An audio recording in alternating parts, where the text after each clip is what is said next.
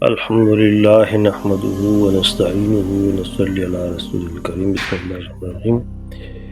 عید کے دن کے مسنون اعمال کیا ہیں؟ تو دیکھیں، اعمال تو بہت ہیں، موٹے موٹے اعمال جو ہیں وہ 12 ہیں۔ جو سنت اعمال ہیں عید کے دن کے 12 اعمال ایسے ہیں جو مسنون ہیں اور سنت سمجھے جاتے ہیں۔ نمبر 1، عید کے دن صبح و سویرے جاگ جانا۔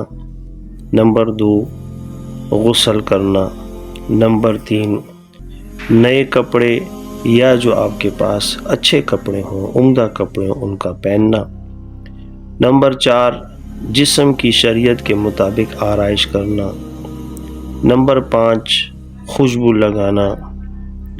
نمبر 6، عیدگاہ میں جا کر عید کی نماز ادا کرنا۔ نمبر 7، عیدگاہ سویرے جانا، یعنی جلدی جانا، وقت سے پہلے جانا۔ نمبر 8، جانے سے پہلے کوئی میٹھی چیز کھا لینا۔ نمبر 9، عیدگاہ جانے سے پہلے فطرانہ ادا کر دینا۔ نمبر 10، جس راستے سے جائیں دوسرے راستے سے واپس لوٹ کے آنا۔